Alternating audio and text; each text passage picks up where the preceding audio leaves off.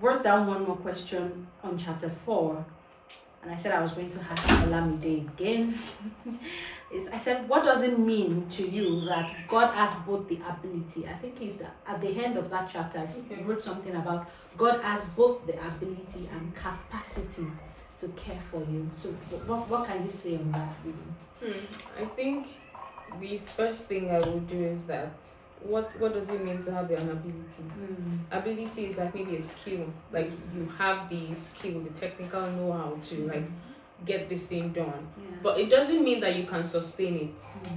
So capacity means that I have the ability to do this, I have the skill sets to get this thing done, and I still have the let me still use the word in itself, capacity, right, to sustain it. Just look at the children of Israel.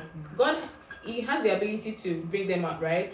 He told Moses, turn your rod into this. He parted the Red Sea. He showed Pharaoh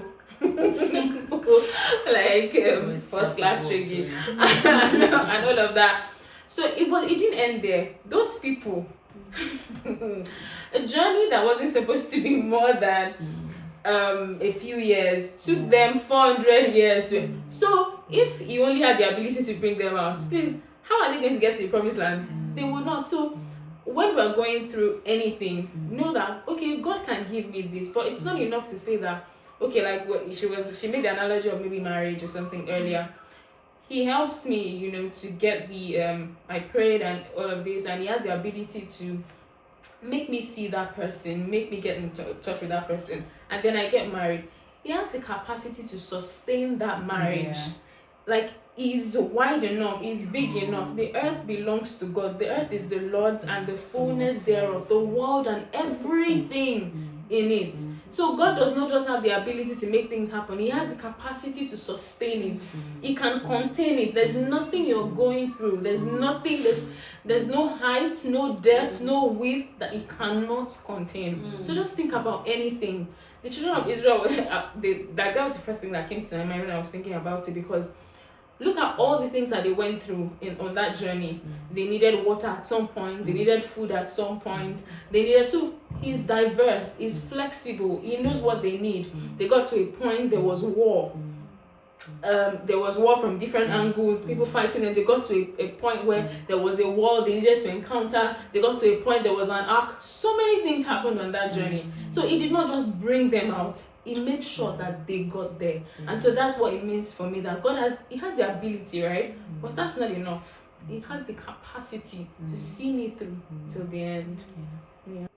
And I think it's also important to note that it doesn't just have the ability or the capacity alone, it's also willing. Some people have the ability, but they don't want to. But God is able to, he's willing. And because it's also a good God, all that he does is good. All that is in him is good. So that's just the only thing I have to add to that part: the ability, the capacity, and the willingness. Yeah, I think that's very good for me. So he is a very good God.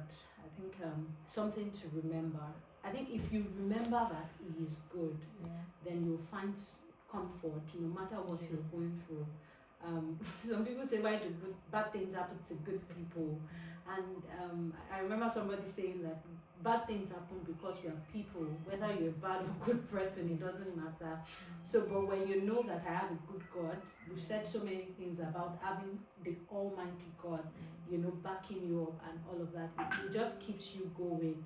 And then, that willingness is not just able or capable, it's also willing to see us through.